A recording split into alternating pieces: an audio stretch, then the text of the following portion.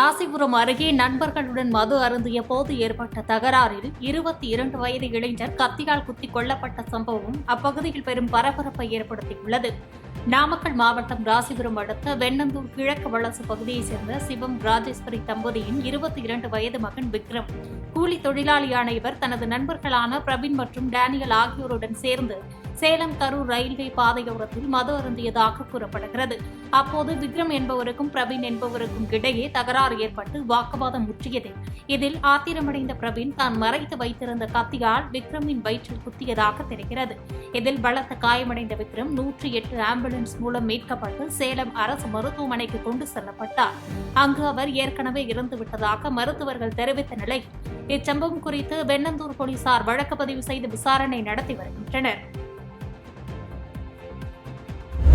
தென்காசியில் இதய நோயால் பாதிக்கப்பட்ட 10 மாத குழந்தைக்கு சிகிச்சை அளித்து வருவதாக சமூக வலைதளத்தில் தவிக மாவட்ட செயலாளர் தரப்பினர் பொய்யான வீடியோ பரப்பி வருவதாக சம்பந்தப்பட்ட குழந்தையின் தாய் கண்ணீர் மல்க விளக்கம் அளித்துள்ளது சர்ச்சையை ஏற்படுத்தியுள்ளது. தென்காசி மாவட்டம் ஆழ்வார்குறிச்சியைச் சேர்ந்த சையத் அலி பாத்திமா என்பவரின் 10 மாத குழந்தைக்கு இதய நோய்க்கு சிகிச்சை பெற அவதிப்பட்டு வந்துள்ளார். இதுகுறித்து அவர் தவிக நிர்வாகிகளிடம் உதவி கோரிய நிலையில் தவிக தென்காசி தெற்கு மாவட்ட செயலாளர் விபின் சக்கரவர்த்தி சுகாதார அமைச்சரை நேரில் சந்தித்து நடவடிக்கை எடுக்க முயன்றதாக கூறப்பட்டது. ஆனால் குழந்தைக்கு இதுவரை எந்த மருத்துவ உதவியும் கிடைக்கவில்லை என்று விளக்கம் அளித்துள்ள குழந்தையின் தாய், மாறாக குழந்தைக்கு சிகிச்சை அளிக்கப்பட்டு வருவதாகவும் இதற்கு உதவிய தவிக நிர்வாகிகளுக்கு நன்றி தெரிவிப்பதாகவும் சமூக வலைதளத்தில் பொய்யான வீடியோவை தவிகவினர் பரப்பி வருவதாக குற்றம் சாட்டியுள்ளார். மேலும் பொய்யான வீடியோ பரப்பிய மாவட்ட செயலாளர் விபின் சக்கரவர்த்தி மற்றும் பேரூராட்சி செயலாளர் குமார் மீது நடவடிக்கை எடுக்க கோரி முதலமைச்சர் விஜய்க்கு கோரிக்கை எழுந்துள்ளது. சங்கராபுரம் அருகே அங்கன்வாடி மையத்தில் ஆய்வு செய்தபோது சாதி பெயர் கூறி திட்டியதாக தன் மீது பதியப்பட்ட SC/ST வன்கொடுமை வழக்கு முற்றிலும் பொய்யானது என தமிழக வெற்றிக் கழக நிர்வாகி பிரபுராஜ் மறுப்பு தெரிவித்துள்ளார். கள்ளக்குறிச்சி மாவட்டம் சங்கராபுரம் அருகே பாக்கம் அங்கன்வாடி மையத்தில் ஆய்வு மேற்கொண்ட போது அங்கு பணிபுரியும் பெண்ணை சாதி பெயரை கூறி திட்டியதாக தமிழக வெற்றிக் கழக நிர்வாகி பிரபுராஜ் மீது SC/ST வன்கொடுமை தடுப்பு சட்டத்தின் கீழ் வழக்கு பதிவு செய்யப்பட்டுள்ளது. இந்நிலையில் தன் மீதான வழக்கு முற்றிலும் பொய்யானது என பிரபுராஜ் மறுப்பு தெரிவித்துள்ளார். குழந்தைகளின் பெற்றோர்களின் கோரிக்கையின் பேரிலும் அறக்கட்டளை பணியின் காரணமாக தான் அங்கு சென்றதாகவும் முன்விரோதம் காரணமாக தன் மீது பொய்யான புகார் அளிக்கப்பட்டுள்ளதாகவும் தெரிவித்துள்ளார்.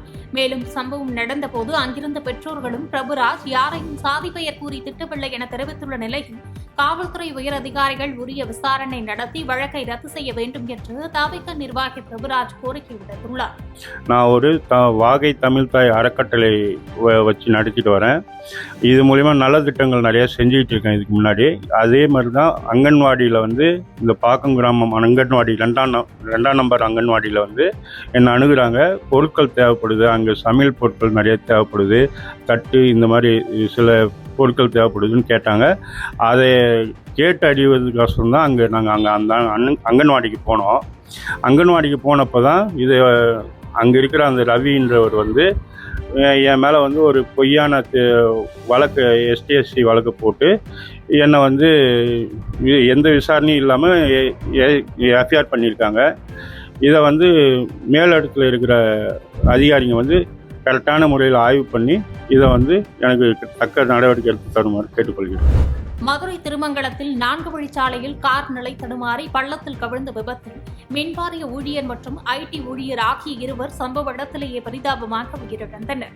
மதுரை மாவட்டம் திருமங்கலத்திலிருந்து சமத்துவபுரம் சென்று உணவருந்திவிட்டு காரில் திரும்பிய மின்வாரிய ஊழியர்கள் மற்றும் IT ஊழியர்கள் அடங்கி 7 பேர் கொண்ட குழுவினர் விபத்தில் சிக்கினர். திருமங்கலம் காட்டு பத்ரகாளியம்மன் கோவில் அருகே 4 வழிச்சாலையில் வந்து கொண்டிருந்த போது கார் நிலை தடுமாறி சாலையோர பள்ளத்தில் கவிழ்ந்து விபத்துக்குள்ளானது. இந்த விபத்தில் மின்வாரிய ஊழியர் பாரதி ராஜா மற்றும் IT நிறுவன ஊழியர் சரண் ஆகிய இருவரும் சம்பவ இடத்திலேயே பரிதாபமாக உயிரிழந்தனர். மேலும் படுகாயமடைந்த 5 பேர் திருமங்கலம் அரசு மருத்துவமனையில் அனுமதிக்கப்பட்டு மேல் சிகிச்சைக்காக மதுரை ராஜாஜி மருத்துவமனைக்கு அனுப்பி வைக்கப்பட்டனர். இந்நிலையில் விபத்து குறித்து திருமங்கலம் நகர் போலீசார் தீவிர விசாரணை மேற்கொண்டு வருகின்றனர். சென்னை எண்ணூர் ராமகிருஷ்ணா கடற்கரையில் கடலில் குளித்த போது ராட்சத அலையில் இழுத்து செல்லப்பட்டு கல்லூரி மாணவி உயிரிழந்த நிலையில் கடலில் மாயமான மற்றொரு மாணவரை தீயணைப்புத் துறையினர் தீவிரமாக தேடி வருகின்றனர். சென்னை திருவொற்றியூர் தொகுதிக்குட்பட்ட எண்ணூர் ராமகிருஷ்ணா கடற்கரைக்கு தனியார் கல்லூரியை சேர்ந்த மாணவ மாணவிகள் 5 பேர் குளிக்கச் சென்றதாக கூறப்படுகிறது. அப்போது ஏற்பட்ட ராட்சத அலையில் கிருத்திகா, ஆகாஷ், சிவானி ஆகியோர் கடலுக்குள் இழுத்து செல்லப்பட்டனர். அங்கு மீட்பு பணியில் ஈடுபட்ட மீனவர்கள் சிவானியையும் கிருத்திகாவையும் மீட்டனர். இதில் மருத்துவமனைக்கு கொண்டு செல்லப்பட்ட கிருத்திகா சிகிச்சை பலனின்றி பரிதாபமாக உயிரிழந்தார்.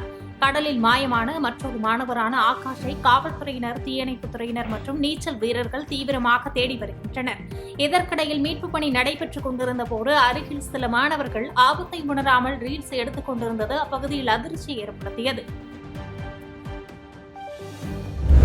சென்னை தாம்பரம் செம்பாக்கத்தில் தனியார் நகைக்கடையை திறந்து வைக்க வந்த நடிகை துஷாரா விஜயன் செய்தியாளர்களை சந்தித்து பேசினார். அப்போது சார்பட்டா 2 திரைப்படம் முதல் பாகத்தை விட சிறப்பாக இருக்கும் என்றும், நல்ல கதை அமைந்தால் வெப் சீரிஸ்களிலும் நடிப்பதாக கருத்து தெரிவித்தார். ராயன் படத்திற்கு தனக்கு தேசிய விருது கிடைக்காதது குறித்த செய்தியாளர்களின் கேள்விக்கு அது முழு படக்குழுவிற்கும் கிடைத்த விருதாக கருதுவதாக பெருந்தன்மையுடன் பதிலளித்தார்.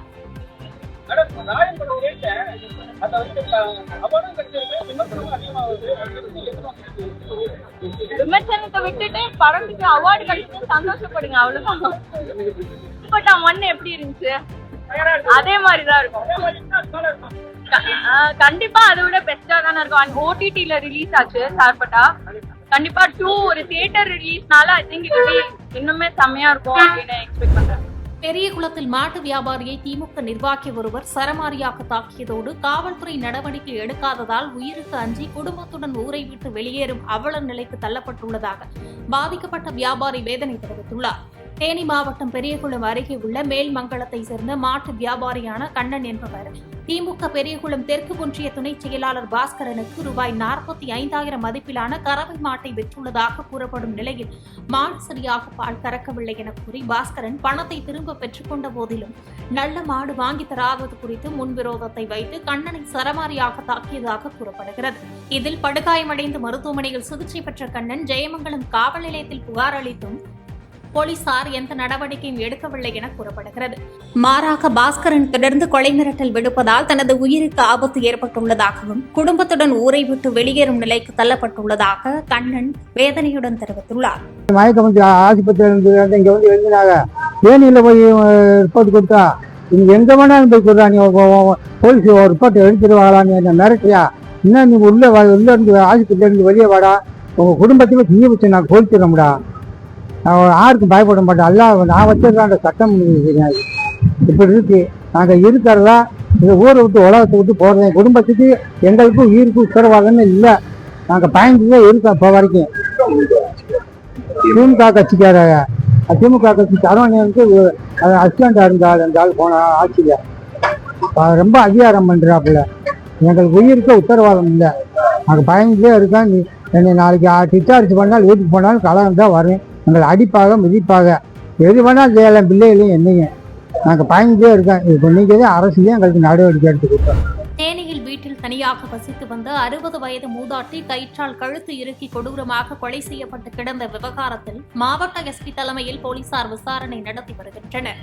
தேனி நகர் பழைய போஸ்ட் ஆபீஸ் ஓடை தெருவை சேர்ந்த ராதா என்ற மூதாட்டி வீட்டில் தனியாக வசித்து வந்துள்ளார்.